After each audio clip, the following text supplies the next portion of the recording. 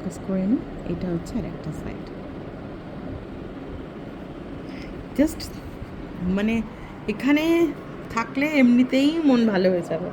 আর যেটা সব থেকে এখানে দেখলাম, এখানে ম্যাক্সিমাম যারা কাজ করতে এসছে সব বাঙালি, সুতরাং আমাদের ভাষাগত সমস্যা কিছুই হচ্ছে না। সবাই বাংলাতেই কথা বলছে। খুব মানে ভালো, খুবই ভালো, আমাদের অসুবিধা কিছু হচ্ছে না।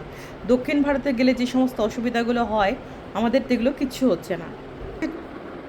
এটা যেটা দেখাবো সেটা হচ্ছে আমরা যেটা রুমে রয়েছে সেটা তো রুমের একটা বেডরুম বড়, তারপরে এই যে ঢুকেই আর একটা রুম, এটা একটা আলমারি রয়েছে, এটা একটা মিরর রয়েছে। আচ্ছা মিরর থাক যেরকম, এইটা হচ্ছে আর একটা টিভি আছে এখানে। এখানে একটা সুন্দর একটা শোকেস রয়েছে, এই যে লোক শুয়ে আছে। এইটা একটা সোফা আছে। আচ্ছা নেক্সট যেটা আর দেখাবো সেটা হচ্ছে এইখানেও একটা উইন্ডো রয়েছে, যেইখান দিয়ে তোমার একই ভিউ দেখা যাচ্ছে, মানে বেডরুম থেকেও দেখা যাচ্ছে, আর এই যে একটা এক্সট্রা ড্রয়িং রুম দিয়েছে সেখান থেকেও দেখা যাচ্ছে। আর এই যে দূরে দেখা যাচ্ছে, আমার মনে হচ্ছে এটাই ধনুষকোটি হবে হয়তো, জানি না এখনও, মানে যাইনি তো এখনও, সবে এসেছি, যাব যখন তখন বুঝতে পারবো। আর এই যে একদম পুরো 360 ডিগ্রি বলবো না, কারণ 360 ডিগ্রি তো হচ্ছে না, মানে মানে হাফ সার্কেল হয়ে পুরো সমুদ্রটা দেখতে পাচ্ছি। আর প্রচুর নারকেল গাছ।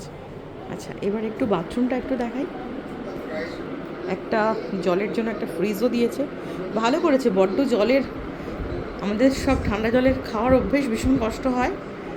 বাথরুমটা একটু দেখিয়ে দিই। বিশাল বড় বাথরুম দিয়েছে একদম। এটা হচ্ছে একটা বাথরুম, বিশাল বড়, জানি না সেটা আন্দাজ করা যাচ্ছে কিনা। এটা একটা বিশাল বড় বাথরুম দিয়েছে,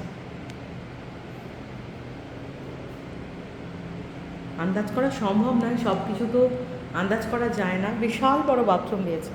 আর এইটা হচ্ছে ড্রয়িং রুম, এটা একটা ড্রয়িং রুম, আর এইটা হচ্ছে বেডরুম।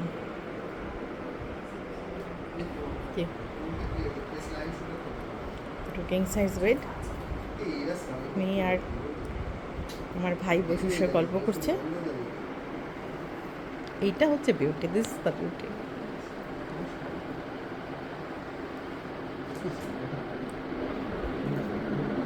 দারুণ দারুণ, এক্সেলেন্ট এক্সেলেন্ট।